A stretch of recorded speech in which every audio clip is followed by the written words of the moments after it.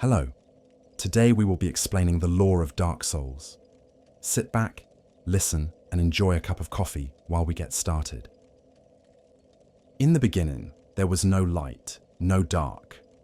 The world was unformed, a land of grey fog, massive stone arch trees, and everlasting dragons. These creatures were ancient and unchanging, with scales of stone that made them eternal. Time itself had no meaning. It was an endless age without fire, without death, without life. But then, fire appeared, the first flame, and with fire came disparity, heat and cold, life and death, light and dark. The appearance of the flame shattered the old world and created something entirely new.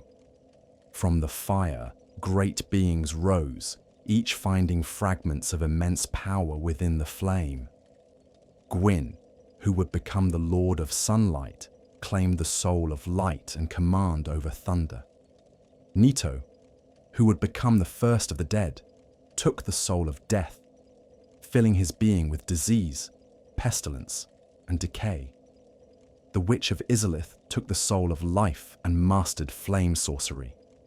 And finally, there was the furtive pygmy, a small and overlooked figure who discovered the dark soul. From that soul came the essence of humanity itself. With their newfound power, the lords turned their eyes to the dragons who rule the Age of Ancients. Gwyn led the charge, hurling bolts of lightning that peeled the scales from the dragons' bodies. The Witch of Izalith summoned great firestorms, scorching their mighty forests. Nito unleashed a miasma of death and disease, rotting the dragons from within.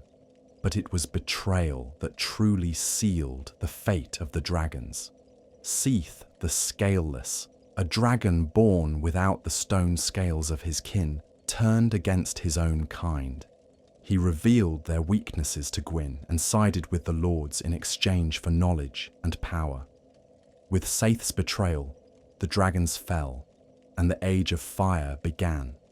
The lords built their kingdoms, and the gods ruled the world. Gwyn created the majestic city of Anor Londo, a radiant capital filled with light. The Witch of Izalith and her daughters practiced flame sorcery and gave birth to the art of pyromancy. Nito sank into the depths of the earth, ruling over the catacombs and death itself. Seth the Scaleless was rewarded for his betrayal, given titles and lands, and allowed to pursue his studies of sorcery and immortality. But fire is fleeting. The first flame began to fade. With its fading, the power of the gods waned, and shadows crept across the world. To fight against this fading, Gwyn sought to recreate the flame, but he failed. The Witch of Izalith attempted to harness her own flame to replace it, but her experiment went terribly wrong. Her flame became unstable and uncontrollable, creating the bed of chaos, the source of all demons. She and her daughters were twisted into monstrous forms, birthing horrors that plagued the world. Meanwhile, humanity carried within them fragments of the dark soul, the gift left behind by the furtive pygmy. The dark grew stronger as the flame faded, and so too did the curse of the undead. Those marked with the dark sign could not truly die. They would rise again and again, cursed to wander until they lost all hope. When an undead loses their will, they hollow, becoming little more than a mindless shell. In desperation, Gwyn made his fateful choice. He would sacrifice himself to the flame.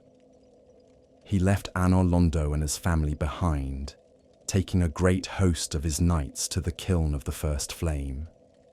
There, he offered himself to the fire, burning for eternity to keep the Age of Fire alive for just a little longer.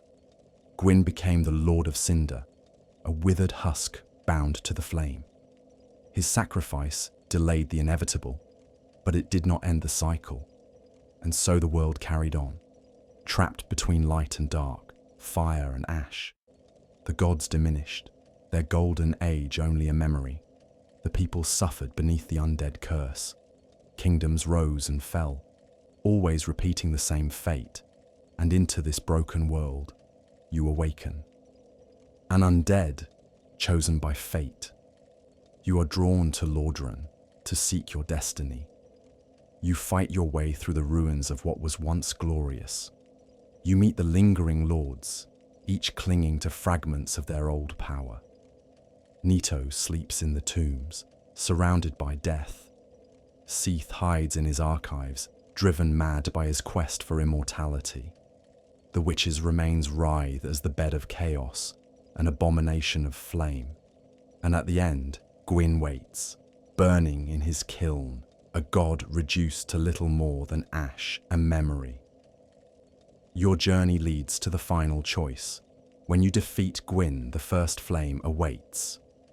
Do you offer yourself to the fire, linking it and continuing Gwyn's sacrifice, extending the age of fire for just a little longer? Or do you turn away, letting the flame die and ushering in the age of dark?